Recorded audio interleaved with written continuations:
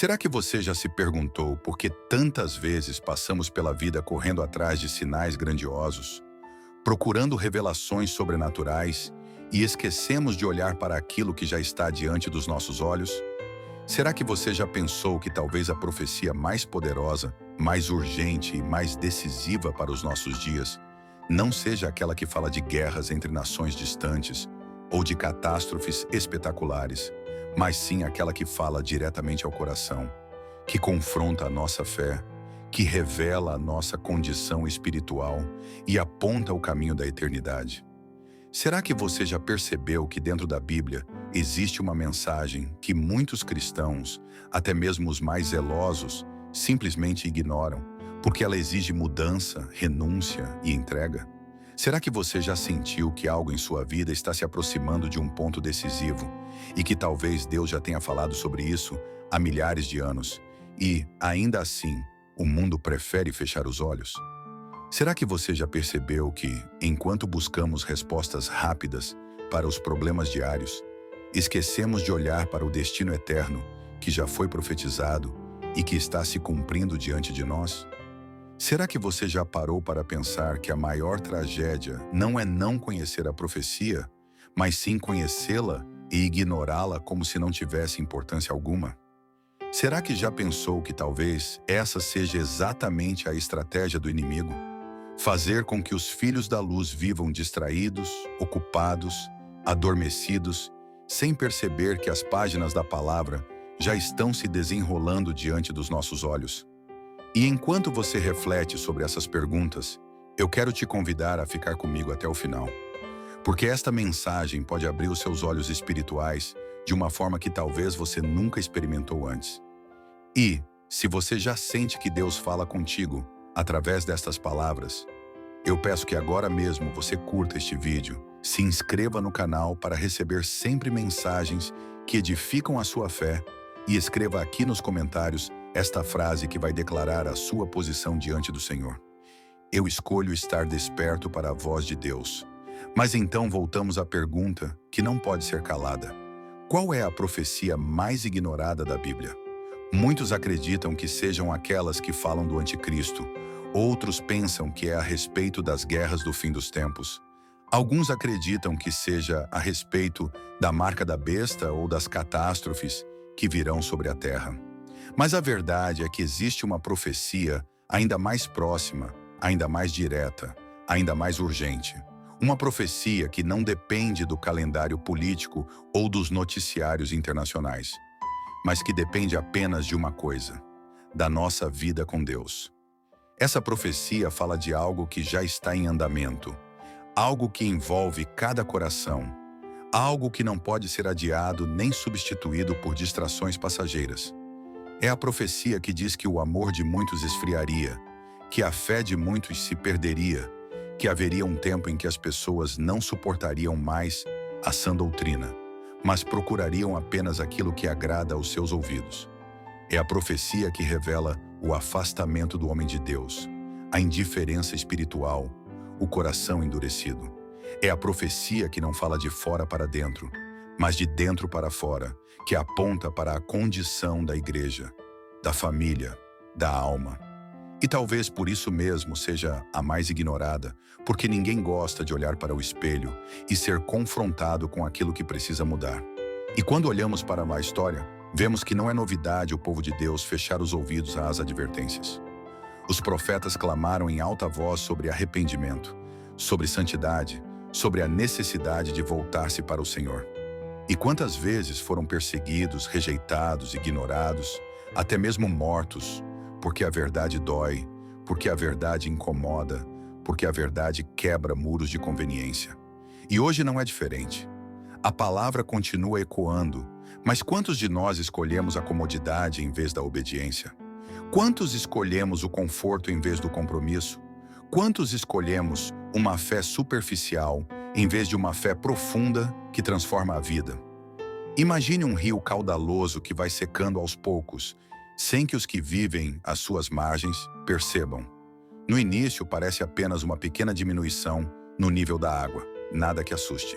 Depois, começam a aparecer bancos de areia, mas as pessoas ainda dizem que é normal. Até que chega o tempo em que o rio não sustenta mais a vida, e tudo em volta se torna deserto. Assim é com a fé quando deixamos o amor de Deus esfriar em nosso coração. No início é quase imperceptível. Apenas uma oração que deixamos de fazer. Apenas uma noite em que deixamos de abrir a palavra. Apenas um domingo em que deixamos de ir à missa que decidimos não ir à casa do Senhor. Mas com o tempo, o coração vai ficando árido e a presença de Deus vai se tornando distante. E quando damos conta, já estamos secos por dentro. Sem vida, sem força, sem direção. E o inimigo se aproveita desse vazio para plantar engano, desânimo e desespero. Essa profecia sobre o esfriamento espiritual é talvez a mais ignorada da Bíblia, porque ela não fala de sinais externos que podemos apontar no outro, mas fala de um processo interno que só cada um pode reconhecer em si mesmo. E talvez seja justamente por isso que ela seja tão perigosa. Porque enquanto esperamos o cumprimento de grandes eventos lá fora, não percebemos que a palavra já se cumpre dentro de nós, no silêncio da nossa alma, no secreto do nosso coração. Meu querido irmão, minha querida irmã, eu te digo com amor, mas também com a firmeza da verdade. Esta é a profecia mais ignorada porque ela exige de nós aquilo que muitos não querem dar. Exige renúncia, exige entrega, exige perseverança, exige santidade, exige intimidade com Deus. Exige que deixemos de lado a tibieza espiritual e escolhamos ser quentes na presença do Senhor. Exige que deixemos de viver de aparência e passemos a viver de essência. Exige que deixemos de esperar sinais no céu e passemos a reconhecer os sinais dentro de nós. Porque de nada adianta conhecer todos os mistérios do fim dos tempos se o nosso coração já esfriou. De nada adianta esperar o som da trombeta se já não ouvimos a voz suave do Espírito no nosso íntimo. De nada adianta olhar para fora se por dentro já estamos mortos. O Espírito Santo hoje nos chama a despertar, nos chama a reacender o fogo que talvez tenha se apagado, nos chama a buscar o primeiro amor que ficou perdido no meio da rotina, nos chama a levantar os olhos para o céu, mas sem esquecer de cuidar do coração, nos chama a preparar não apenas as lâmpadas, mas também o azeite, porque o noivo virá, e ele virá para buscar uma igreja desperta, viva, cheia de fé e de amor. E você pode se perguntar, mas como permanecer firme em um mundo tão frio? Como manter o coração aceso quando tudo parece apagar a chama da fé? E a resposta é que a vida com Deus não é automática. É relacionamento, é escolha diária, é decisão constante de permanecer. Por isso precisamos voltar ao primeiro amor, nos lançar novamente aos pés de Cristo e deixar que o Espírito Santo mantenha a chama acesa. Porque se o vento do mundo sopra todos os dias tentando apagar o fogo, é colocando a lenha da oração, da palavra, da adoração e da comunhão que manteremos a chama viva. Essa é a razão pela qual Jesus disse que seríamos a luz do mundo. Porque a luz não é apenas algo bonito, a luz é necessária. Sem luz não há direção. Sem luz não há vida. Sem luz tudo se perde.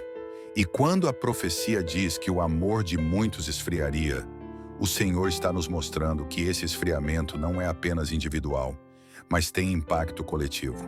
Quando muitos deixam de ser luz, as trevas se espalham mais facilmente. Quando muitos deixam de ser sal, a corrupção avança mais rápido. E por isso, precisamos ouvir essa profecia como um chamado urgente para este tempo.